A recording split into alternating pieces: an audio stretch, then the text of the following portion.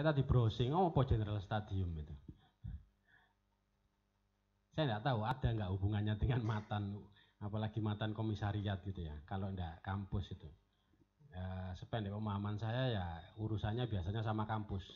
Alih-alih dengan Matan, dengan organisasi ekstra atau bahkan dengan pesantren. Tapi alhamdulillah kita masih diberikan kesempatan untuk membahas tema-tema seperti ini paling tidak. Kalau tidak ada Pak Yardo, ngapunten, kalau tidak ada Romo Kiai Haji Muhammad Yardo, maka niscaya acara-acara seperti ini tidak akan terrealisasi, terutama di tengah pandemi. Saya akan membuka presentasi saya paling tidak ya dari diksi awal itu, sufi, ngoten ya.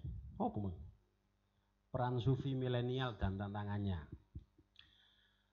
Kalau kita membaca buku yang tebal-tebal itu, terutama mungkin yang paling akhir kita pernah disuguhi disertasinya Pak Said itu ya, tentang tasawuf dan segala pengertiannya itu. Jadi pengertian sufi itu banyak sekali, dan kemudian satu dan yang lainnya itu biasanya agak susah untuk dijamekkan karena kebanyakan sesuai dengan perspektif dan pencapaian masing-masing. Karena itu saya tidak akan ke sana. Selain karena kemudian saya tidak menyiapkan materi ya, saya harus mengutip begitu banyak pengertian-pengertian tentang sufi. Saya akan menggarisbawahi gini. Sufi di sini, jadi kalau kemudian kita mengikuti hadis yang diriwayatkan oleh Abdullah bin Umar itu, dari Sayyidina Umar itu, bahwa kemudian ekspresi keislaman kita, ya, seseorang dikatakan muslim, itu paling tidak harus merepresentasikan 3 hal itu. Iman, Islam, dan ihsan. Iman, Islam, dan ihsan. Seorang sufi, seorang yang kemudian mengklaim dirinya sufi, itu sebenarnya tidak kemudian hanya mewakili satu bagian dari 3 arkanuddin itu tadi. Jadi tidak hanya kemudian mewakili konsep ihsan. Jadi beribadah seolah-olah melihat Allah atau paling tidak merasa diawasi oleh Allah. Anta budallah ka'annaka tarahu fa illam takun tarahu fa innahu yaraka. Jadi tidak kemudian mewakili itu. Tapi kalau seseorang mengklaim dirinya itu sufi, maka dia semestinya itu sudah mewakili 3 entitas itu dalam satu diri. Ada iman, jenengan pasti sudah hafal, kalau enggak ya agak lupa. Rukun iman ada, di TK-TK itu ya, rukun Islam, kemudian ada konsep ihsan. Yang penyematannya biasanya ada istilah mukmin, muslim, dan muhsin. Nah, seorang sufi dari sisi itu, ketika kemudian seorang sufi merepresentasikan 3 arkan itu tadi, 3 rukun itu tadi, maka pada titik ini sebenarnya kalau kita memakai diksi barat itu tidak kemudian menggunakan kata spiritualis. Karena barat itu membedakan antara terminologi spiritual dan religiusitas dan religius. Jadi kalau religius itu arahnya lebih kepada ekspresi, kalau dalam kita ya, ekspresi fikih, ekspresi zahir amal ibadah gitu. Tapi kalau spiritual itu lebih ke apa-apa yang kemudian kalau dalam Ifayatul Adqiyah objek kajiannya adalah al-qalbu itu, hati itu. Jadi seorang sufi itu bukan hanya ekspresinya sesuatu yang bisa kita lihat, itu yang sesuai dengan agama, tapi juga cara berpikirnya. Jadi cara mikirmu itu kudu cara mikir agama. Nah itu kan yang susah. Karena apa? Karena terkadang kita itu selesai di tataran zahir, tataran apa yang terlihat, katakanlah gitu. Contoh yang biasanya teman-teman lakukan ketika kuliah, yang penting tugasnya selesai, kan gitu kan? entah itu kopas, entah itu cuma ngalih nama temennya, katakanlah gitu ya, atau apapun, sekarang itu banyak cara. Jadi yang penting selesai, yang penting S1, yang penting dapat ijazah. Bahkan kalimat-kalimat yang kemudian diajarkan kepada kita, skripsi yang baik, skripsi, tesis atau disertasi yang baik adalah yang selesai, gitu kan. Jadi kita itu kemudian dikejar-kejar oleh produk, oleh bahan jadi. Jadi kita itu ditentukan oleh akhir, bukan kemudian dideskripsikan atau didefinisikan oleh proses. Kita tidak penting proses, yang penting kemudian hasil akhir. Padahal kalau di agama, kalau kita mengikuti cara pandang Islam, itu tidak kemudian kita bisa coba-coba menentukan bagaimana akhir kita nanti. Gini, bahkan konsepnya kan idza jaa ajaluhum la yastakhiruna sa'ata wala yastaqdimun. Kalau ajal sudah datang, ya sudah, tidak bisa diawalkan juga tidak bisa diakhirkan, kan gitu. Jadi konsep agama kita itu ketika membahas tentang hasil, itu semuanya malah diserahkan kepada Allah. Kita kan enggak, kita malah mengunci hasilnya. Itu gambaran bahwa bagaimana cara berpikir kita yang normal ini, yang biasa kita lakukan maksudnya ya, dengan cara berpikir agama itu benar-benar berbeda. Contoh lagi, kalau jenengan sering mendengarkan, jadi gini, kalau jenengan itu mengklaim matan atau paling tidak mengikuti acara matan, kalau ndak ikut ngajina Pak Yardo, Romo Kiai Haji Muhammad Yardo, maka pada titik itu jenengan tidak akan dapat apa-apa. Jenengan tidak akan dapat apa-apa. Karena apa? Karena ngaji yang kemudian dilakukan oleh Romo Kiai Haji Muhammad Yardo setiap hari Rabu itu, 2 kali Rabu atau apa itu saya lupa. Itu kemudian paling tidak menjadi pintu masuk panjenengan sedoyo untuk membedah perspektif jenengan. Contoh yang paling sering gini, kalau jenengan sering mendengarkan Gus Baha ya, Gus Baha, kita diajari cara berpikir yang itu kemudian relevan dengan agama. Contoh gini, ngerokok, ngopi, ini mahasiswa UIN kan istiqomah kan ngono biasa ya, rokokan, ngopi, itu seolah-olah menjadi ibadah nomor berapa gitu, dan selfie, rokokan, ngopi, selfie. Jadi ketika kemudian kita beranggapan atau membandingkan antara kerja rokok dan kerja kopi kita itu dengan sesuatu yang levelnya, tanda kutip ya, sesuatu yang levelnya belajar, sawir, atau apa ya, ikut kegiatan-kegiatan positif yang urusannya dengan katakanlah Al-Quran, hafalan, katakanlah gitu. Tentu jelas levelnya jauh. Gini buatan. Kalau ngerokok jenengan, ngopi jenengan itu dibandingkan dengan kerja-kerja yang seperti itu. Deres Quran, maca musyawarah, maca bahas, dan seterusnya. Tetapi analogi yang kemudian digunakan oleh Gus Baha, loh, ini contohnya. Lah timbangane ngelakoni maksiat, kan luwe apik ngelakoni ngopi ambek rokokan, katakanlah gitu. Karena rokok itu paling tidak yang kita ikuti hukumnya notok makruh, kan gitu.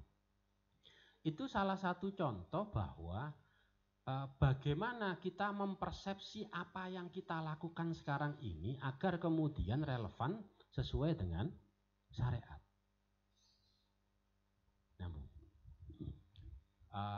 Tak kasih contoh yang biasanya sering saya sampaikan terutama ketika diundang nikahan ya. Jadi dalam kitab Dawul Misbah, Mbah Hasim itu ngutip dawuhnya Imam Haromen bahwa an nikah minas sahawat laisa minal kurubat. Sewanger al-Juwaini. Jadi nikah itu urusannya adalah syahwat, bukan urusannya ibadah. Paham ya? Ono kutipan kan? Kemudian Mbah Hasyim itu mengutip dawuhnya Imam Syafi'i, yang mengutip Al-Quran. Jadi bahwa kita secara alamiah itu akan suka dengan lawan jenis, dan seterusnya dan seterusnya. Jadi pada titik itu, ketika kemudian kita nikah, pokok budal, pokok akad, gak ada persiapan secara psikologis yang bagaimana, katakanlah gitu ya.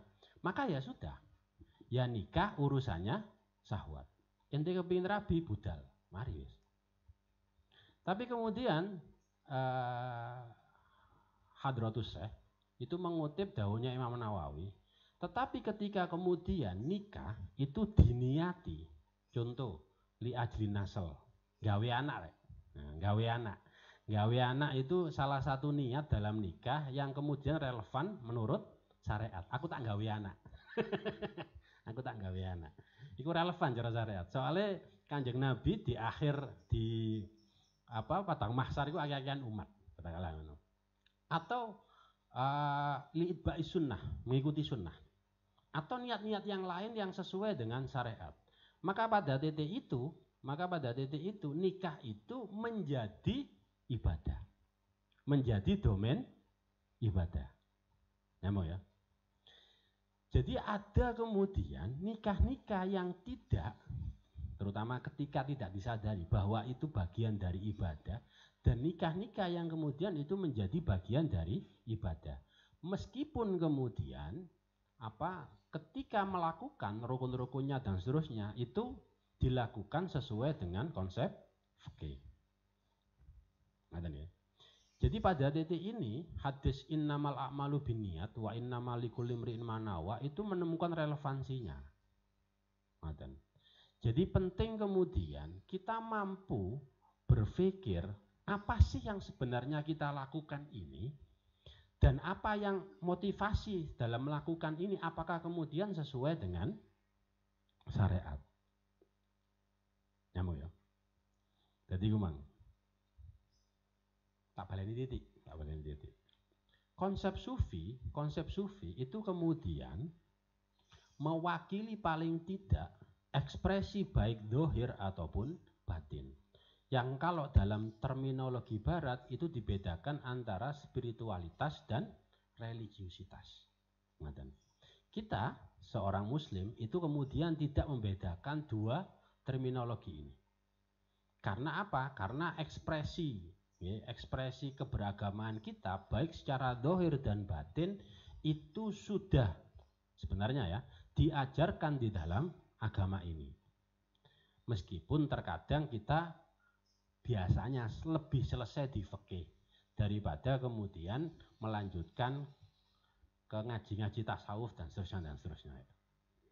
Jadi sekali lagi saya tekankan bahwa kita menggunakan definisi yang itu tentang sufi. Milenial aja. Di dalam saya pernah membaca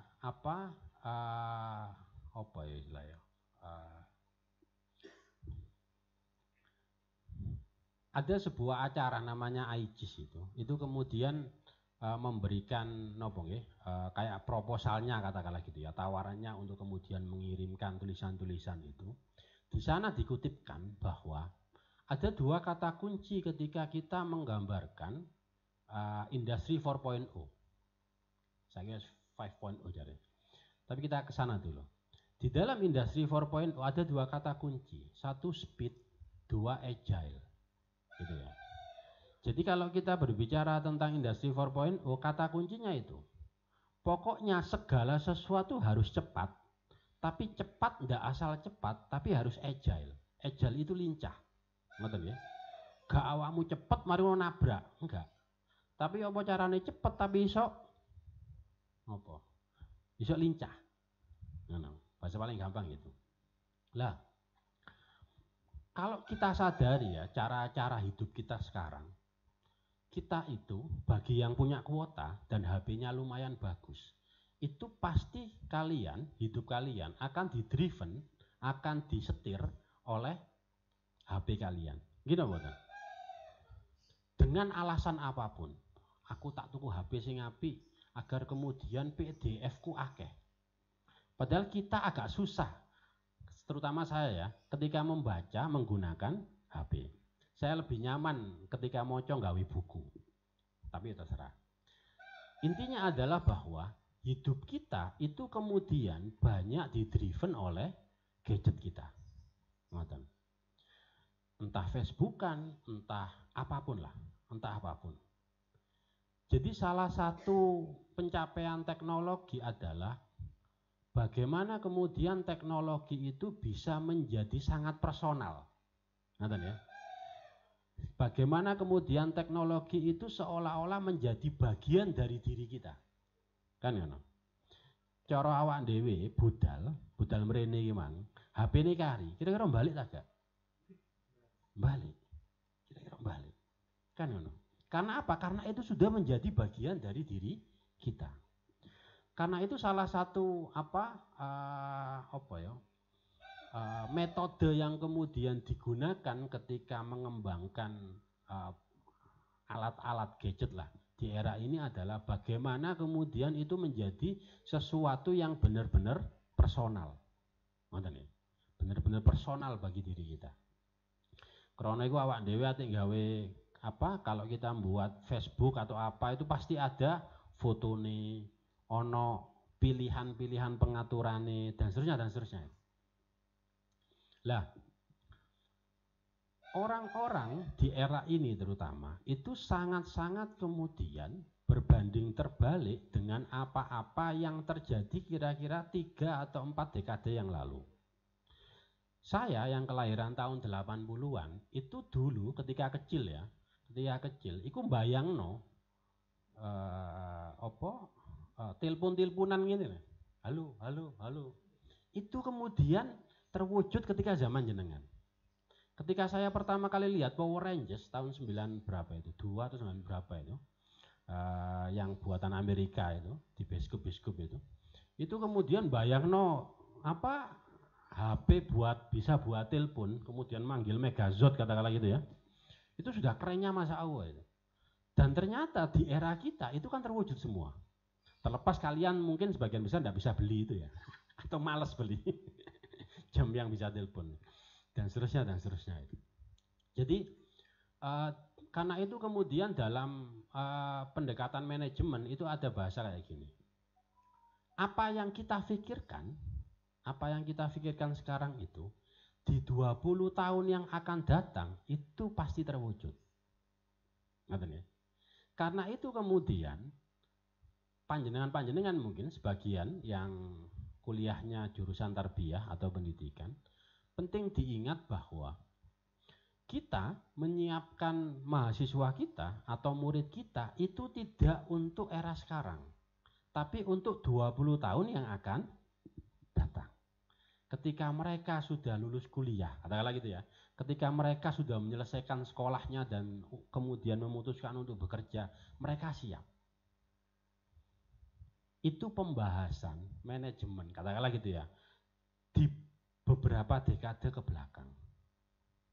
Ya opo carane nyiapno mahasiswanya atau siswa-siswanya untuk hidup di 20 tahun yang akan datang. Simpel. Contoh gini. Kalau kalian itu tidak paham bahasa Inggris blas, ya. Kira-kira nyekel HP yang katakanlah gitu ya. Nyekel HP yang berbahasa Inggris bingung enggak? Bingung, jelas. Ada kan beberapa aplikasi itu yang tidak ada bahasa Inggrisnya. Bingung ente. Kalau seandainya ente ini kemudian tidak pernah pegang HP dan pertama kali pegang HP pada saat itu, jelas bingung. Iku padha ambek aku, katakanlah ngono ya. Nyekel HP pertama HP Cina. Bingung.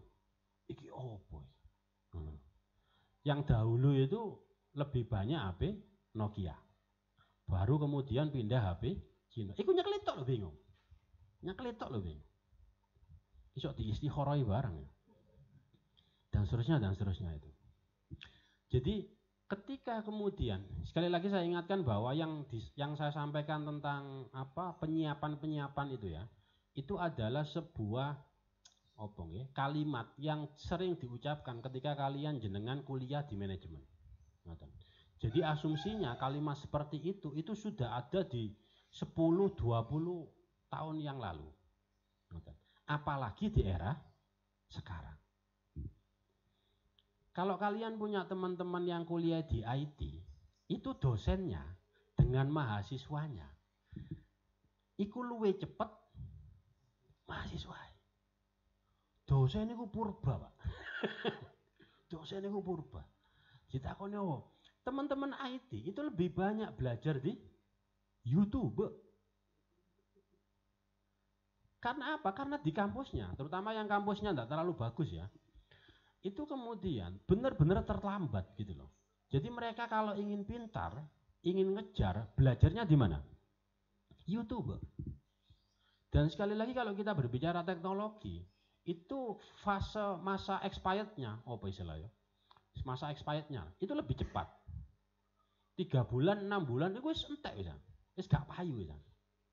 Jadi bayangkan ya, kalian kuliah IT yang kemudian ilmu kalian itu dalam 3 bulan itu sudah expired. Kalau kalian tidak kemudian mengembangkan diri kalian. Betapa rentannya kehidupan yang seperti itu. Bayang no, kuliah petang tahun. Metu toko kampus, iku ate cepet ya. Gak molor kaya kanca-kancamu ya. Dalam 3 bulan itu kemudian langsung expired. Iso bayang no. Kuliah sing petang tahun, metu teko kampus, 3 wulan paling tidak. Ilmunya sudah expired. Itulah tantangan milenial itu. Itulah tantangan milenial. Contoh gini, kalian jurusan tafsir hadis, katakanlah gitu ya. Kalian jurusan tafsir hadis. Ari tafsir hadis. Tafsir hadis. Kita sekarang itu punya apa istilahnya? Kalau kalian kemudian mau nggarap skripsi atau tesis, itu paling mudah itu mencari di Google Scholar. Kan? Yang digolek jurnal, nanti golek apa? Klikan Google Scholar, mari ngono klikan judul, kata kunci itu, kemudian kalian nemu. Wes. Asumsinya. Kalian tidak perlu, katakanlah saya yang S1-nya pendidikan bahasa Inggris, S2-nya manajemen pendidikan. Saya tidak perlu kuliah 4 tahun untuk kemudian garap skripsi tafsir hadis. Gak perlu kuliah. Delok tuh kayak tok jebret. Golek variabel-variabel kalau memang mau kuantitatif atau pakai apalah. Melihat isu-isu yang lain, katakanlah gitu. Cukup membaca 50 jurnal, katakanlah gitu. Saya sudah bisa membuat skripsi tok ayo aja angel-angel, skripsi levelnya tafsir. Wih, mana toh? Gak perlu aku kuliah petang tahun tersiksa kalian itu. Iku aku sih so. Katakanlah ngono ya, katakanlah ngono. Dan pasti diterima. Tanda kutip pasti diterima ya. Karena apa? Karena skripsi, disertasi, tesis semuanya itu yang paling penting adalah bagaimana kalian sam'an wa ta'atan dengan dosen pembimbing. Ketika kalian tidak paham apa yang dimaksudkan dosen pembimbing, itulah nerakamu. Ya. Tapi kalau kalian paham, ya aman-aman saja gitu loh. Karena yang paling penting itu dosen pembimbing. Baik.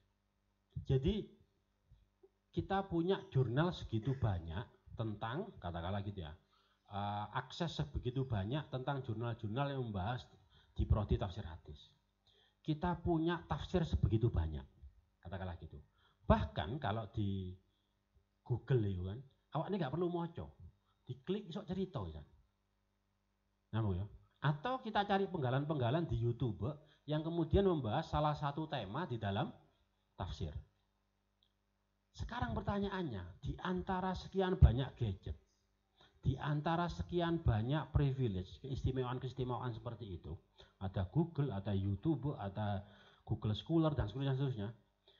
Ari, nah, itu tempatnya di mana? Nyambung. Pada titik apa saya butuh seorang Ari. Nyambung. Saya tidak butuh Ari.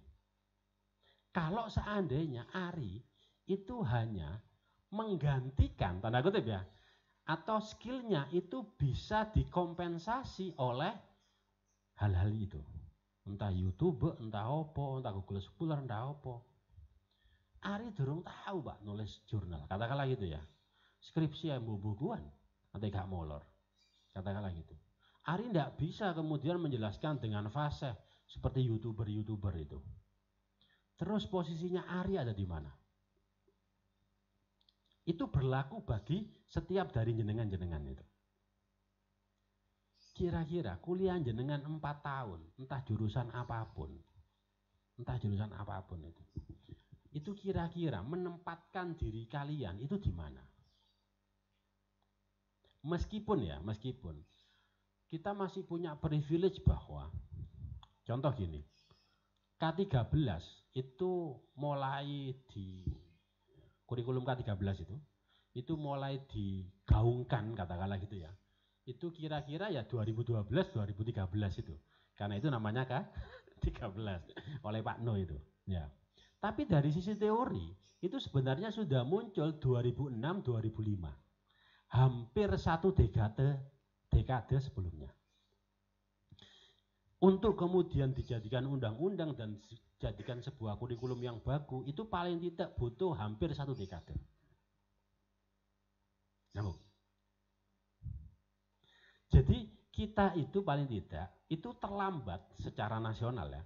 Kita itu kemudian terlambat paling tidak satu dekade.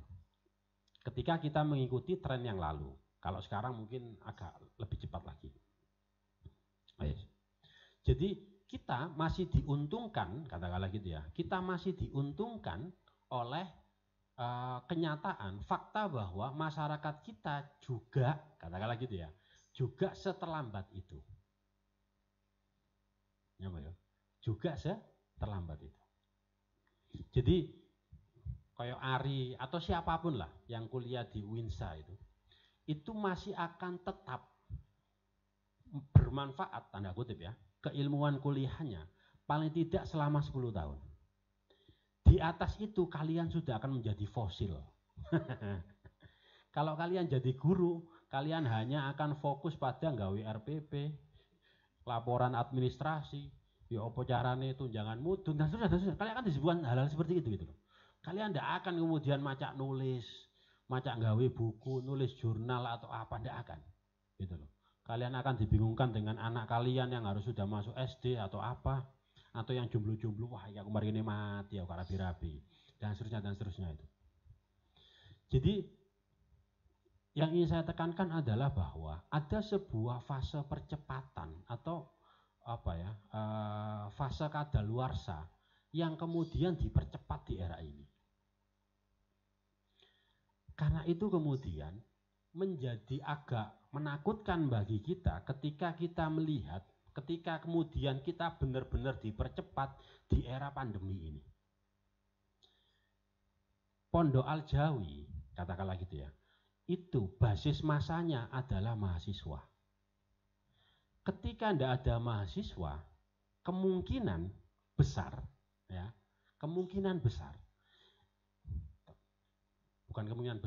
pasti pondok ini akan berubah haluan. Entah menjadi pondok torekot, lakon-lakon, atau menjadi apa. Gak ngerti, takut Romo Kiai Haji Muhammad Yardo.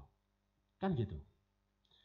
Bayangkan sekarang, basis perkuliahan kita sebagian besar, mungkin 70% Mas Yana, atau lebih, itu semuanya sudah menggunakan Zoom, Google Meeting, katakanlah gitu ya. Semuanya kuliah dimulai dari rumah atau dari kamar kos-kosan. Karena awakmu sumpek nang omah timbang aku sumpek nang omah, aku tak ngekos saya, katakanlah ya. Alasannya cek luwih cidek nang kampus dan seterusnya. Apapun lah alasannya, teman-teman milenial itu kan lebih banyak daripada katalog kami di tahun 80-90-an. Jadi ketika kemudian mahasiswa itu tidak lagi didefinisikan oleh pertemuan fisik, maka pada titik itu pesantren seperti Al-Jawi, kos-kosan, angkutan umum bahkan mungkin. Itu semuanya akan kolaps. Iya apa enggak? Ketika kolaps, ketika iki buyar kabeh, itu menandakan bahwa ada sebuah perubahan yang, tanda kutip ya, ada sebuah perubahan yang kemudian benar-benar merubah struktur kebudayaan kita. Karena kita NU dan kita ndablek, katakanlah gitu ya, ndak pati prokes atau bagaimana, sehingga kemudian longgo cidek ini sih ono. Nah ya. Tapi bagi beberapa kampus yang lain, mereka akan benar-benar gawe setiap orang itu pasti punya hand sanitizer. Kau gak duwe kan? Duwe ya, gak duwe. Untung-untungan awakmu duwe masker. Masker itu koyo apa ya? Koyo pulsa saiki. Jadi seperti itu. Lah, ketika kemudian kita tidak bisa membaca ya apa yang kira-kira terjadi di 10 atau 20 tahun yang akan datang, maka pada titik itulah kalau di industri 4.0 ada istilah disrupsi itu. Kita benar-benar tidak menduga bahwa kemudian ternyata hidup seberubah ini. Seberubah ini. Panjenengan mungkin masih agak beruntung ketika kampus jenengan itu UINSA. Ketika kampus jenengan mungkin unsuri atau sing sodok mampu Islam lah, katakanlah gitu. Tetapi ketika kampus jenengan itu kampus internasional, katakanlah gitu ya, atau kampusnya level UNER atau apalah, itu ketika pandemi seperti ini, itu mahasiswanya benar-benar habis loh. Yang ngekos, yang asrama, yang apa, itu benar-benar habis. Entek Pak. Kecuali sing urusane ambek mbo KT wisuda, mbo KT bimbingan, mbo dan seterusnya. Bayangkan, mahasiswa baru tahun kemarin itu sama sekali tidak tahu kampusnya. Isok bayangno. Pada titik mereka tidak tahu kampusnya, mereka tidak akan merasa butuh pada kos-kosan, pada pesantren seperti Al-Jawi, pada relasi sosial, pada intensitas pertemuan, tidak akan butuh mereka. Mereka tidak tahu kok. Apa pentingnya matan? Tidak tahu mereka. Tidak tahu. Meskipun yang ikut matan juga tidak terlalu tahu apa pentingnya matan. Itu kan sebuah paradoks yang menarik dalam hidup ini. Jadi gitu. Jadi ada terminologi disrupsi. Kalau kalian sering dengar nama Renal Kasali itu dengan manajemen of change-nya, manajemen perubahannya dan lain-lain, kalian akan agak dekat lah dengan pemahaman tentang disrupsi itu. Jadi simpelnya gini, kalau kita ngomong milenial ya, bayangkan, endek-endekan lah. Iki semester berapa? Teman-teman semester berapa? Yang paling muda semester berapa? Oh ada semester 1. Oh nggak ngerti kampus, mana semester 1? Ada, siapa? Oh alhamdulillah, sudah tahu kampusnya ya? Kamar mandinya tahu? Penting itu. Alhamdulillah nggak ngerti kampusnya. Bayangkan gini lah, yang baru masuk ya, 4 tahun, ojo sih baru masuk lah, saknore. Singkatnya lulus. Kamu semester berapa? Oh semester 7 ya Allah, semester 7. Ada 1 tahun bagi teman-teman yang sudah semester 7 untuk kemudian menyelesaikan kuliahnya. Paling tidak ya, kalau dia dapat hidayah ya, kalau tidak molor dan seterusnya itu. Kira-kira kalian bisa tidak membayangkan 1 tahun ke depan itu kalian akan jadi apa? Atau apa yang akan kalian lakukan? Kan simpel, kan agak dekat kan? Asumsi, ono Omikron. Ngerti Omikron? Ada varian apa COVID baru yang katanya itu bla bla bla bla bla. Ono Omikron di bulan Januari. Katakanlah gitu. Simple. Saat kalian punya waktu 2 semester ke depan. Oh enggak sih? Setengah semester. 1 semester 1/4 lah, katakanlah gitu ya. Saya wis preyan ta? Durung ya? Belum ya. 1 semester 1/4 lah. untuk kemudian menyelesaikan skripsi kalian. Januari itu ada Omikron. Asumsi ya, ini asumsi elek, asumsi aja api. Ada Omikron. Pasti kemudian akan ada lonjakan, katakanlah gitu ya, pasien di rumah sakit. PKKM,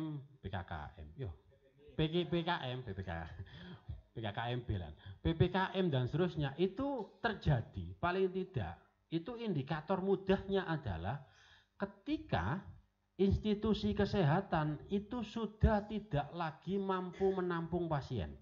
Masih ingat Juli kemarin? Ketika kemudian level Sutomo itu dipenuhi oleh pasien. Jadi PPKM itu terjadi paling tidak ketika institusi kesehatan itu sudah tidak lagi mampu menampung pasien. Asumsi Januari sampai Maret, katakanlah gitu. Si urip tagak konco-konco kan? Sampai Maret. Jadi kalian yang garap skripsi paling tidak itu bisa membayangkan itu loh. Saya pasti akan ada di rumah saja ketika bulan Januari, Februari. Kira-kira aku iso nggarap, aku iso marekno skripsi apa gak? Iso deh. Wes, keren. Ketika skripsi-skripsi itu tidak membutuhkan data lapangan, maka akan lebih mudah untuk menyelesaikan. Depannya malas, kan nonton kan? Tetapi kalau kemudian butuh data lapangan, maka pasti kita butuh mencari data di bulan Maret dan seterusnya.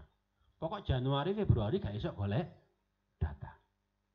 Jadi Maret sama April kalau tidak ketabrak Ramadan, itu kalian sudah harus bisa mendapatkan data.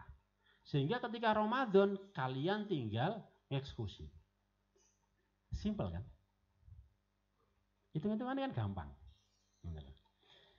Kemudian kalian ketika Juli, asumsinya kalian sudah wisuda. Jadi April, Mei, katakanlah gitu ya. April, Mei wisidang, Juli wisuda. Wes. Mari ngono baru mikir urip temenan. Saya setelah lulus ngapain?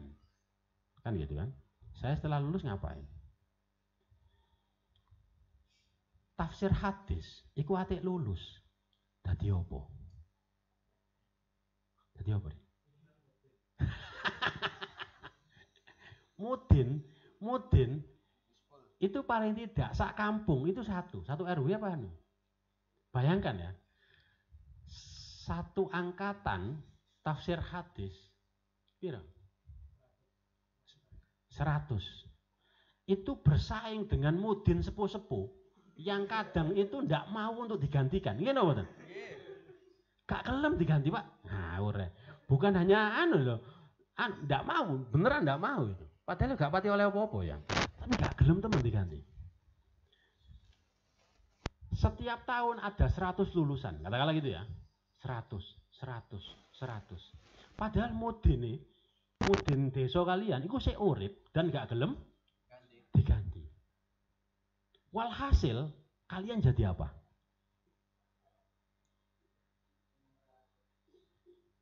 Mudin gak gelem diganti. Muadzin gak gelem.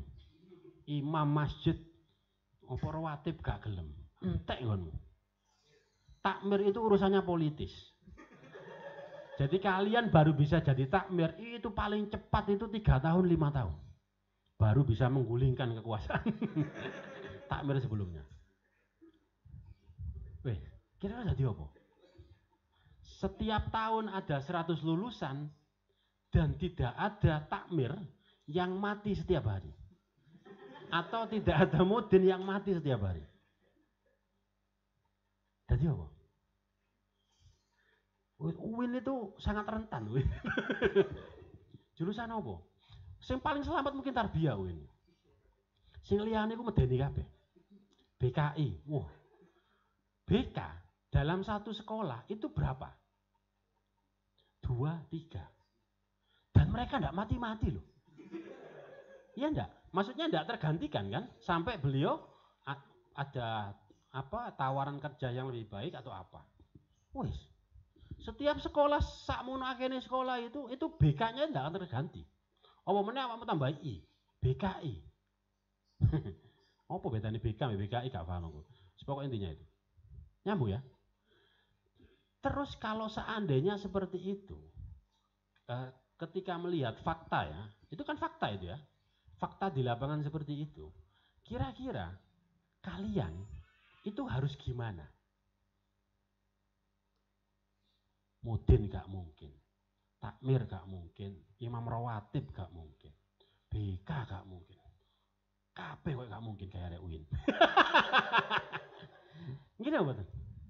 Kira-kira kalian jadi apa? Iki hitung-hitungan dunia ya. Iki hitung-hitungan dunia ya. Kita belum kembali ke pemahaman sufi itu tadi.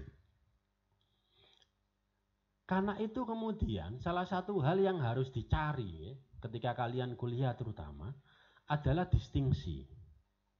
Apa yang kemudian membedakan kalian dengan lulusan-lulusan prodi yang sama dengan kalian? Atau paling tidak gini, apa yang membedakan kalian dengan teman sebangku kalian? Itu kalau kalian tidak nyari mulai sekarang, selesai Pak. Kalian hanya akan menunggu atau berdoa ke Sunan Ampel atau meminta doa Romo Kiai Yardo untuk kemudian mematikan. Gini apa? Hanya untuk kemudian kalian mendapatkan posisi itu. Nyambung ya? Karena itu kemudian penting bagi kalian untuk memiliki distingsi. Apa sing bedano awakmu kalian dengan paling tidak ya, dengan teman sebangku kalian, dengan teman sekelas kalian. Kalau kalian tidak berpikir sampai level itu, ya kalian akan ono istilahnya blue ocean itu ya. Kalian akan red ocean. Kalian akan berdarah-darah di Samudra Merah itu. Ya kumang, rebutan jadi mudin, rebutan dan berdarah-darah Pak. Kalian akan banyak berhubungan dengan dukun dan semisalnya. Hanya untuk mematikan beliau-beliau itu. Ini ngomong gampang. Karena itu penting untuk kalian punya distingsi. Apa ini mana itu? Lah, kalau kemudian kita memakai perspektif umum, yang sebenarnya kita sering memakai perspektif barat, lebih banyak memakai, maka kemudian kalian butuh skill-skill, ya, skill-skill yang bisa meningkatkan atau memberdayakan kalian ketika kalian sudah ada di masyarakat. Contoh, Mas Ari itu butuh, karena dia tafsir hadis, dia butuh untuk kemudian belajar public speaking. Atau langsung saja, dia harus belajar bagaimana mengedit video, kemudian menjadi konten kreator, dan seterusnya, dan seterusnya. Banyak ya, banyak yang kita itu tidak sadari bahwa kemudian yang sudah diajarkan di pondok, yang sudah diajarkan di kampus, itu bisa dikontenkan, tanda kutip ya, bisa dikontenkan. Contoh kayak gini, di wudhu salah satu rukunnya itu adalah membasuh wajah dengan ayat itu, Al-Maidah bidawahulaliya. Nah, pada beberapa penjelasan ayat itu turun pasca, nonton ya, pasca Kanjeng Nabi itu sudah ada di Madinah. Padahal Isra Mi'raj itu terjadi ketika Nabi ada di Mekah, kan ya? Jadi ada fase kosong, tanda kutip ya kalau dilihat dari ayat itu. Ada fase kosong ketika kemudian tidak ada tuntunan dari Al-Quran tentang bagaimana wudhu itu. Ini cara wong anu ditakoni teman, Pak. Ngono lho. Loh, awakmu iso jelasno teko ngono ne. Kan ngono. Tafsir hadis, Pak. Pokok tafsir cerita. Tafsir cerita. Tafsir hadis. Hal seperti itu. Jadi banyak tema-tema yang kita itu nganggapnya biasa, tapi ternyata itu sesuatu yang tidak terlalu dibahas atau sesuatu yang sebenarnya mengundang keingintahuan orang-orang di luar prodi kalian. Bahasa paling gampang itu loh. Kalian itu tidak tahu bahwa prodi kalian jurusan yang kemudian kalian kuliahi sekarang itu, kalian ikuti perkuliahannya itu adalah jurusan-jurusan yang sebenarnya, tanda kutip ya, tidak semua orang tahu. Kan ngomong sini. Karena tidak semua orang tahu, maka asumsinya bahwa jurusan kalian itu menarik.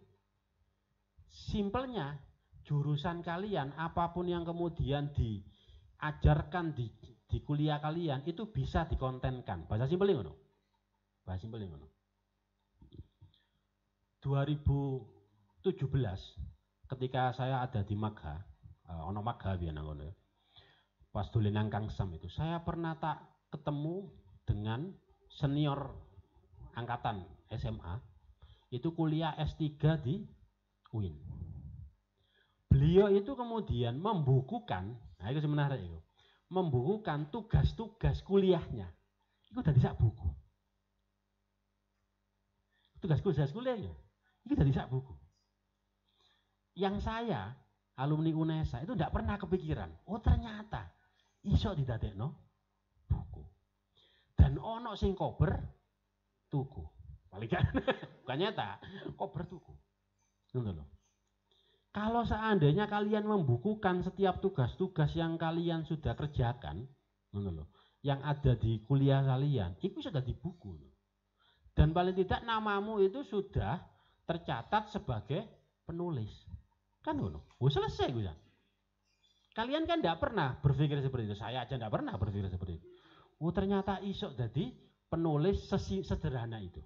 Sesederhana itu. Saya tinggal mengumpulkan tugas-tugas saya, kemudian saya bukukan. Tidak penting ada yang beli atau tidak.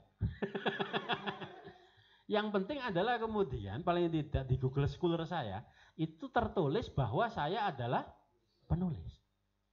Dan itu untuk apa irisan-irisan yang lain, katakanlah gitu ya, itu akan mampu membuat kita menjadi lebih mudah. Contoh awak tidak di guru, katakanlah ngono ya.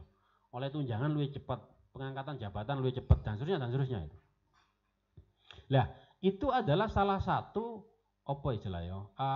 Skill-skill yang bisa kalian latih.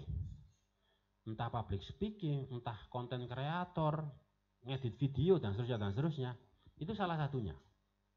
Nonton ya. Itu kalau hitungannya, kalau kita memakai cara berpikir umum, cara berpikir barat. Tetapi kalau kita mengikuti tema yang kemudian sangat menyakitkan ini dari ketua panitia itu, sufi milenial, sufi milenial bisa. Peran sufi milenial dan tantangannya. Nonton ya. Saya ingin memberikan fakta gini. Kalian mungkin pernah baca berita beberapa hari yang lalu, mahasiswi UM itu kemudian bunuh diri karena dipacari oleh oknum polisi sampai kemudian aborsi berapa kali. Pernah enggak? Ya. Itu kasus itu seperti gunung es. Sing ketok nang dhuwur gak pati akeh. Tetapi nang nisor iku akeh. Namo ya. Jadi gini. Apa ya? Psychological abuse, apa istilahnya? Penganiayaan lah, penganiayaan secara psikologis yang kemudian dialami oleh sapa jenenge Hawi ta sapa iku lali jenenge. Dan seterusnya itu. Itu banyak sekali terjadi di sekitar kita. Jadi salah satu hal yang kemudian sayangnya ya mungkin bisa dikorelasikan, sepertinya juga tidak. Jadi gini, di tahun 2000 berapa ya, 2006 ke atas paling tidak itu pola apa ya, kaderisasi atau pola ospek mahasiswa itu kan tidak boleh pakai kekerasan, ya. Baik kekerasan fisik ataupun kekerasan verbal. Meskipun UIN baru 1 dekade ini mungkin, 1 dekade kurang lah. Intinya adalah bahwa kita tidak lagi boleh menggunakan kekerasan verbal dan kekerasan. Lah, pada titik itu kemudian banyak kalau apologinya teman-teman Sing gablek-gablek iku. Itulah yang kemudian menjadikan mahasiswa lebih lembek. Jarene ngono. Mahasiswa lebih lembek. Diwonokno ae. Wanu dan seterusnya dan seterusnya. Tapi apapun itu yang ingin saya tekankan gini, bahwa banyak orang milenial, banyak teman-teman milenial itu yang secara psikologis itu rapuh. Dan ketika mereka rapuh, ketika mereka digoyang, katakanlah gitu ya, dalam fase hidupnya itu ada goyangan-goyangan itu, mereka kemudian bingung mau ngapain. Terus aku kudu yo opo. Dan hal seperti ini itu sayangnya banyak. Sayangnya banyak. Nonton ya. Baru kemarin ada teman saya kuliah itu kemudian mengalami hal yang hampir sama. Katakanlah gitu. Untungnya curhatnya nang awak dhewe, kan. Untungnya curhatnya nang awak dhewe. Yang lebih bisa berpikir logis, saya kan matan, saya harus berpikir logis, Pak. Yang bisa berpikir logis dan kemudian punya, katakanlah gitu, beberapa katalog yang saya dapatkan paling tidak dari Romo Kiai Haji Muhammad Yardo tentang tasawuf. Sehingga paling tidak kemudian saya bisa memberikan masukan-masukan yang yang lebih positif, katakanlah gitu. Bayangkan kalau kemudian yang ditemui adalah Ari. Yang jujur hati itu adalah teman-teman kalian, Ja'far atau apa ya. yang kemudian tanda kutip ya, yang sing gaplek lah, katakanlah. Kira-kira dadine apa? Jadi teman-teman milenial itu ketika ada apa-apa, karena kemudian mereka cenderung untuk, tanda kutip ya, lebih dekat kepada gadgetnya daripada ke teman-temannya, karena relasi intensitas fisik itu sangat jarang, katakanlah gitu. Maka mereka akan lebih banyak menulis di blog, menulis di status. Masih ingat ya beberapa kasus beberapa tahun yang lalu itu, dan seterusnya dan seterusnya. Sehingga mereka lebih nyaman untuk curhat di sana. Yang sayangnya kemudian setelah mereka menuliskan itu, mereka tidak tahu harus diapakan. Gitu betul. Lah, kejadian koyo ngono iku, Mas. Iku akeh saiki, Mas. Paham ya? Itu akeh. Kita ngomong simpel lah. Asumsinya ya, kalau kita ngomong kampus yang Islam, itu kan UINSA, Universitas Islam, Negeri Surabaya. Simpel lah. Kalau seandainya ada teman kalian atau tetangga kalian yang kemudian punya permasalahan seperti itu, kira-kira, moro nang sampean, kira-kira apa yang kemudian kalian sampaikan? Isok gak bayangno. Aku kudu ngomong apa ya? Saya harus memberikan titik tekan pada apa? Dan seterusnya, dan seterusnya, dan seterusnya. Apa, Mas?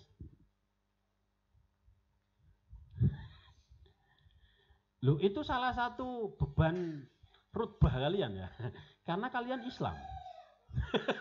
Maksudnya Universitas Islam. Kalian harus bisa menyelesaikan masalah-masalah yang ada di masyarakat. Kira-kira apa? Apa yang kalian lakukan?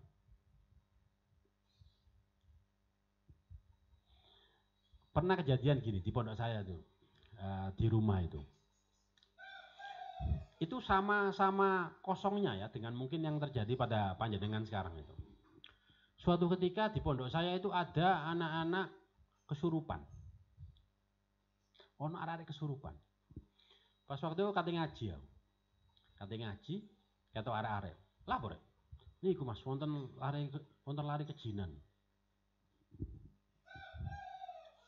Krono awak dhewe gak sakti ya. Refleks saya waktu itu adalah ngambil aqua, nyiapno rokok, ngetokno rokok, ambek korek rokokan. Delok arek kesurupan juga. Arek kesurupan itu menarik arek. Wedok. Assalamualaikum. Susu aku pegel. Ojo salam-salam ae, pegel aku jawab, misuwur ta lah. Temen yo. Arek kesurupan iki wae. Temen yo. Jan. Wis ora, plek. Ono Mbak Nur. Mbak Nur itu mbaknya Mbak wedok. Sapa iku mesu? Sapa iku mesu? Ngono. Sing kesurupan besok wadul. Niko lho. Kula dikengken niko lho. Ambekno dikawak dhewe ngono goblok. Oh, narik kesurupan iso wadul iki, Caca. Mboten, Mbak, mboten. Awak dhewe ngelis ngalih, mboten, Mbak, mboten. Kok. Jadi gitu. Awak dhewe, dadi waktu itu yang ada di benak saya itu.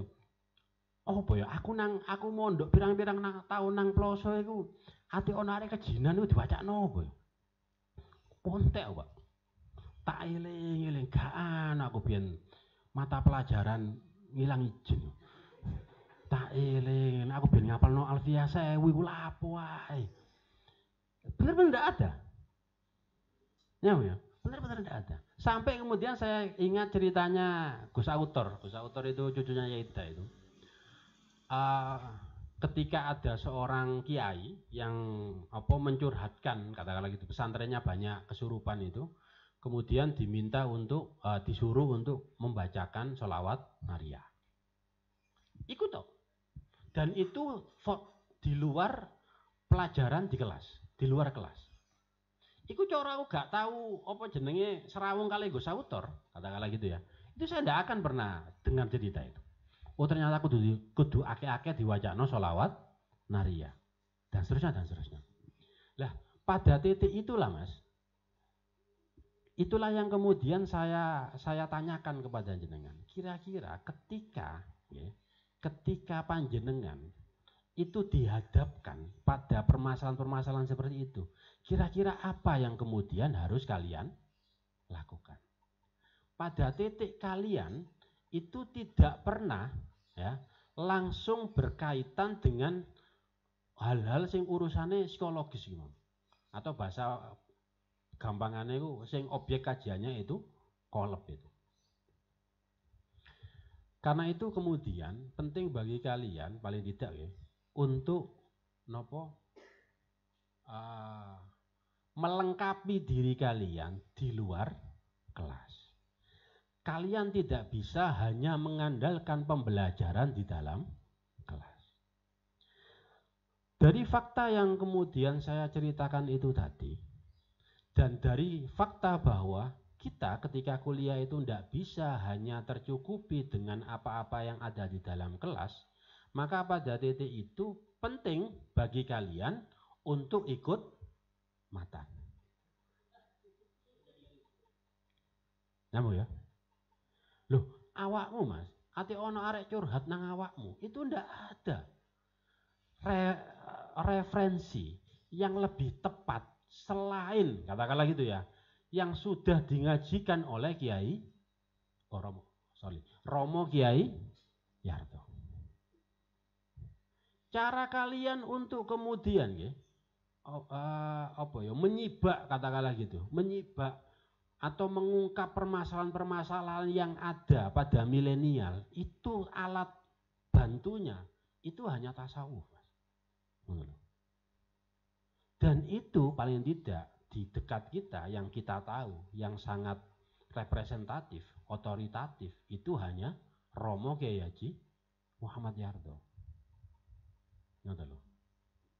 Gak iso arek kemudian ya yang mengalami psychological abuse itu kemudian dikei wiritan, gak iso. Mau kei wiritan, guayamu koyo macak dukun Supakti ngono, wis wocon Fatihah ping 1000. Areke turu tangi, durung paruan waras. Nyambung ya? Gak iso wong macak dukun, mau kei banyu, mau sempurna ngono, gak iso. Apalagi ketika yang kalian ajak bicara itu adalah orang-orang yang tanda kutip itu berpendidikan. DES loro katakanlah ngono, S3, wis selesai, Pak. Ngono. Gak iso wong macak yahanu teman-teman. Gini apa?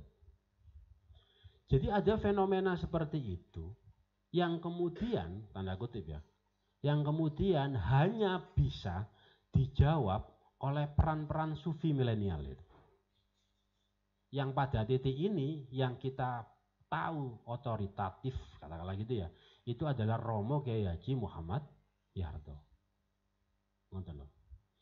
Ya apa carane kita itu diingatkan bahwa kita itu diciptakan untuk beribadah.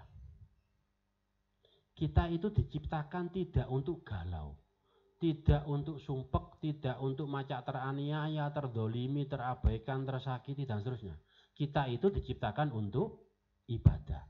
Karena kita diciptakan untuk ibadah, semestinya apa-apa yang kita lakukan itu selama urusannya ibadah relevan.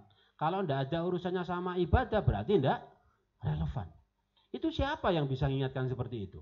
Kalau tidak melalui teman-teman, katakanlah gitu ya, yang secara otoritas itu bisa bicara seperti itu. Menurut.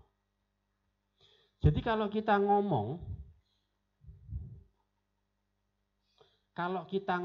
krono sak jam ya, karena kita ngomong, kalau kita ngomong apa jenenge perannya para sufi di era ini itu masih tetap perlu, masih tetap penting, masih tetap urgent.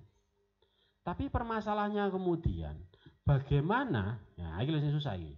Bagaimana kemudian apa-apa yang difahami oleh Romo Kiai Haji Muhammad Yarto, apa-apa yang kemudian ya, dimiliki oleh Romo Kiai Haji Muhammad Yarto itu juga kita miliki. Baik secara keilmuan, baik secara pengalaman, baik secara sanad, baik secara dan seterusnya. Juga pesantrennya, pondok putrinya. Itu bagaimana harus kita miliki juga. Nyambung ya. Jadi kualitas-kualitas beliau itu bagaimana juga kalian miliki. Karena itu Mas, kalau saya ya di dalam setiap organisasi atau institusi yang saya ikuti, saya akan ketika saya ikut itu saya akan memberikan benchmark. Benchmark yang ini. Siapa yang harus saya dekati kemampuannya? Kudu ngono rek. Ate gak ngono gak tutuk ndi ya. Dalam urusan tafsir hadis prodi kalian, siapa yang secara skill harus mampu saya dekati? Atau bahkan kita lebih. Nyambung ya. Saya ketika pertama kali duduk di sini, ya, ketika waktu itu sawir kitab nopo ya awal ini Jawahirul Haqaiq. Waktu itu pertama kali saya sawir di Jawahirul Haqaiq. Iku blas Mas. Saya itu tidak pernah bersentuhan dengan referensi-referensi yang urusannya tasawuf falsafi. Katakanlah gitu ya. Tasawuf-tasawuf yang model itu. Itu baru saya kemudian pernah dengar ya melalui Kiai Yarto. Teko sawir pirang-pirang tahun, katakanlah gitu ya. Itu baru kemudian saya agak mendekati Romo Kiai Haji Muhammad Yarto. Nggak loh.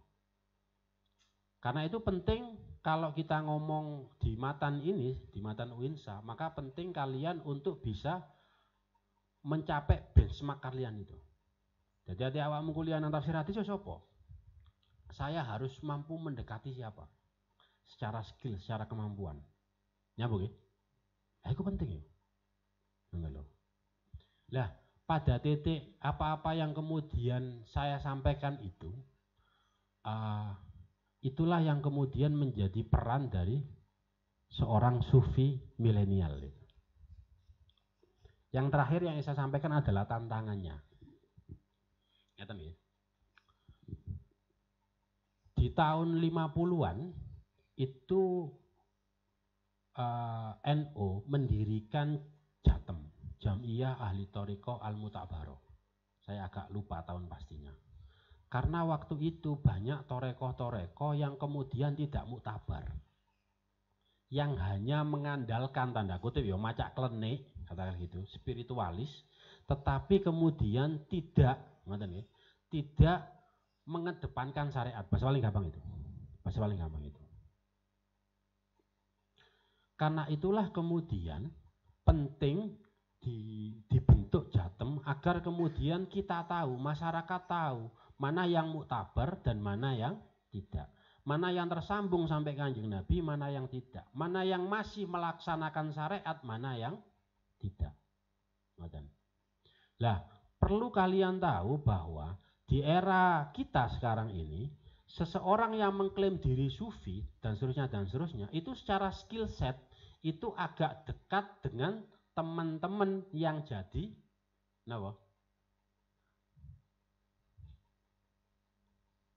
tadi apa? Apa bahasa ya?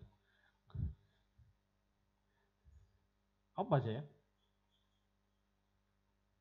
Mario Teguh itu loh, so? Motivator.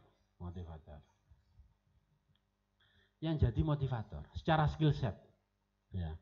Kalau kalian kemudian dalam gedung dan seterusnya, secara skill set itu kalian akan lebih dekat ke teman-teman motivator itu. Perbedaannya adalah bahwa apa yang dilakukan teman-teman motivator itu tidak ada ketersambungannya dengan agama. Karena ketersambungannya ambek agama. Mereka akan lebih berbicara pada sesuatu yang umum, yang general, terutama pendekatan psikologis. Kayak sopo dulure Cak Malih itu yang kemudian mendirikan chef itu. Chef itu apa lali aku. Gus Nadim yang lebih paham itu. Jadi yang ingin saya tekankan gini, bahwa tantangan panjenengan sedoyo adalah bagaimana kemudian kalian mampu menampilkan diri itu sehingga bisa diterima oleh teman-teman milenial. Awakmu atik macak kopiahan ambil sarungan iku angel ditompo. Katakanlah ngono ya. Kalau di Jakarta itu ada Habib Ja'far Al-Haddar. Katakanlah ngono ya. Itu pendekatannya lebih banyak ke pendekatan tasawuf. Kalau di Jakarta itu ada lembaga training, levelnya lembaga training, punyanya Yai Wafiuddin Sakam itu, Radix. Itu yang berafiliasi dengan TKN Suryalaya. Ada lagi contoh, Suryalaya itu punya Inabah. Pernah dengar itu ya? Pondok Inabah. Yang khusus menangani teman-teman narkoba. Ada lagi di mana sing biasa yang gendeng-gendeng itu ono nang pondoke Gus Makhu Kencong yang megang Gus Nafek itu dan seterusnya. Jadi yang ingin saya sampaikan gini, karena kemudian kita panjenengan hidup di era milenial, maka penting kemudian kalian itu mampu mempermak diri kalian ya, mengembangkan diri kalian sehingga kalian ketika menyampaikan tema-tema tasawuf itu lebih bisa diterima oleh kalangan milenial. Ngoten. Embu yo apa carane? Salah sijine iku mang. Public speakingmu harus bagus. Kalian harus bisa ngedit video, standar tuh ngedit video saiki, Pak. Gawe pamflet. Pamflet saya itu kan menarik. Banyak gradasi-gradasi yang menyakitkan itu. Hal-hal seperti itu. Karena apa? Ya simpelnya itu. Karena secara keilmuan kita ini dibutuhkan. Tetapi secara tampilan ya banyak sekali orang yang tidak mau dengan kita. Nah, itu yang agak menarik itu kayak gitu. Terakhir yang ingin saya sampaikan adalah bahwa apa yang kemudian menjadi visi dari Matan itu adalah bahwa panjenengan itu bisa menjadi mursyid. Jadi Habib Lutfi itu memberikan mimpinya, mengungkapkan mimpinya tentang Matan adalah muncul mursyid-mursyid dari Matan. Mursyid di sini dari level skill ya, bukan dari level sahada ya, atau dari segi baiat ya. Dari apakah kemudian kemampuan kalian, skill set kalian itu skill set level mursyid, tetapi kemudian kalian belum mendapatkan baiat, bukan itunya ya. Tapi kita lebih ngomong ke skill set itu. Jadi bagaimana kemudian kalian itu Jadi gitu, benchmark kalian itu adalah ya apa carane aku iso level mursyid. Dari segi apa-apa yang bisa kalian ikhtiarkan. Jadi ya apa carane aku iki paham agama. Ngono ya. Secara teori, saya juga bisa mengaplikasikan agamaku, katakanlah gitu, sesuai dengan cara pikir agama sing bener, sing bersanad. Nah, itu loh. Jadi kalau kalian kemudian mimpi kalian tidak setinggi itu, maka kalian perlu membenahi mimpi kalian. Karena itu tadi, kalau dalam konteks kita pada siang hari ini, simpelnya itu. Bagaimana caranya saya secara skill, secara kemampuan bisa mendekati skillnya Romo Kiai Haji Muhammad Yarto. Mungkin itu yang bisa saya sampaikan. Ngapunten, mugi-mugi manfaat. Ilauna alam shawab. Assalamualaikum warahmatullahi wabarakatuh. Sallallahu Muhammad.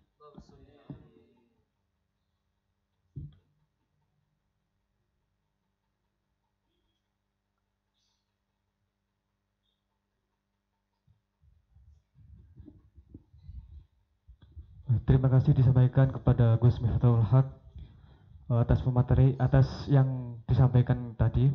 Acara selanjutnya yang terakhir yakni doa yang kali ini akan disampaikan oleh Kiai Yardo. Pada beliau disampaikan.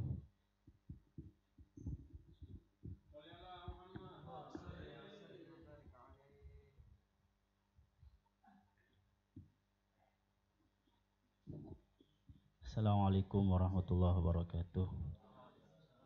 Saya sejak tadi disebut terus nama saya. Gara-gara yang memberi sambutan ya, dipanggil Romo. Akhirnya Gus Miftah Romo-Romo terus.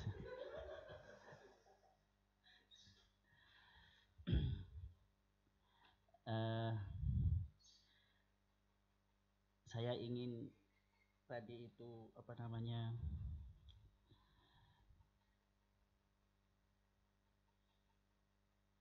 matan milenial, sebenarnya matan milenial ya, atau sufi. Tugasnya di zaman milenial ini apa sebenarnya? Tugasnya satu, mengerjakan dengan sepenuh hati apa yang ada di depannya. Mengerjakan dengan sepenuh hati apa yang ada di depannya. Sepengalaman saya, nggak usah mikir-mikir masa depan, nggak usah.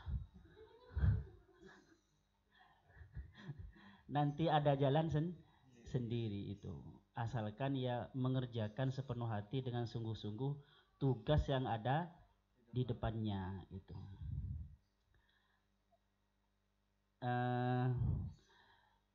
Tetapi penting juga ya seperti yang disebutkan Yai Miftah tadi. Maksudnya kita butuh rencana gitu ya, butuh rencana. Karena al-haqqu binidhamin yaghlibuhul batil binidhamin. Kebenaran yang tanpa konsep itu akan mudah diruntuhkan oleh kebatilan yang berkonsep. Apalagi kita memang batil juga ya. Dari ujung rambut sampai ujung kaki batil semua. Oke. Mari kita akhiri pertemuan kita kali ini. Mudah-mudahan apa yang disampaikan oleh Yai Miftah tadi dari awal sampai akhir, mudah-mudahan bisa kita amalkan ya. Kita amalkan dengan sepenuh hati. Dan mudah-mudahan benar-benar menjadi sufi. Dan juga mudah-mudahan ini acara-acara ilmiah seperti sekarang ini di dunia matan mudah-mudahan terus tambah bergairah ya. Apalagi ini PW sudah kepengurusan baru yang sebentar lagi akan dilantik. Mudah-mudahan yang seperti ini terus bergairah baik di Surabaya maupun di kota-kota yang lain, di tempat-tempat yang lain sejatim pada khususnya, dan semua anggota matan senasional atau di luar negeri pada umumnya. Mudah-mudahan semuanya semangat untuk menjadi sufi yang sejati sebenarnya. Ala hadhihi ya وعلى كل نية صالحة شاء الله لنا ولهم الفاتحة. أعوذ بالله من الشيطان الرجيم. بسم الله الرحمن الرحيم. الحمد لله رب العالمين الرحمن الرحيم مالك يوم الدين إياك نعبد وإياك نستعين اهدنا الصراط المستقيم صراط الذين أنعمت عليهم غير المغضوب عليهم ولا الضالين. بسم الله الرحمن الرحيم. اللهم صل على سيدنا محمد وعلى آل سيدنا محمد كما صليت على سيدنا إبراهيم وعلى آل سيدنا إبراهيم وبارك على سيدنا محمد وعلى آل سيدنا محمد كما باركت على سيدنا إبراهيم وعلى آل سيدنا إبراهيم في العالمين إنك حميد مجيد. رب زدنا علما نافعا وارزقنا فهما صادقا. اللهم افتح لنا فتوح العارفين. اللهم ارزقنا فهم النبيين وحفظ المرسلين وإلهام الملائكة المقربين.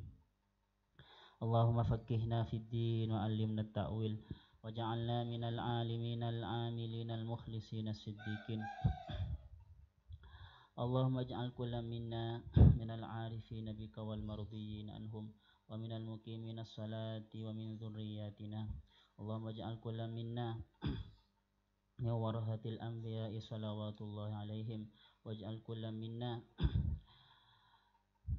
من خيار أمة سيدنا محمد صلى الله عليه وسلم. ربنا آتنا في الدنيا حسنة وفي الآخرة حسنة وقنا عذاب النار وادخلنا الجنة مع الأبرار. سبحان ربك رب العزة عما يصفون والصلاة والسلام والبركات والرضوان على الأولياء والأنبياء والمرسلين وسيد المرسلين والحمد لله رب العالمين.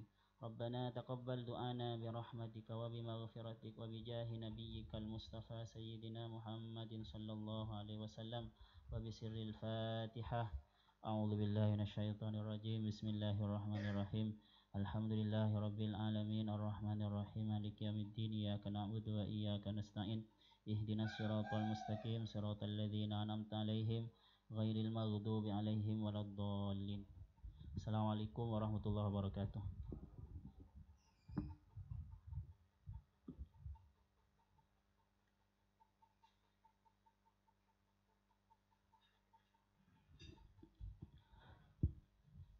Dengan dibacakannya doa, berakhirlah sudah acara pada pagi hari ini. Saya selaku membawa acara, kurang lebihnya mohon maaf. Allahumma fiq ila qawmit thariq. Wassalamualaikum warahmatullahi wabarakatuh.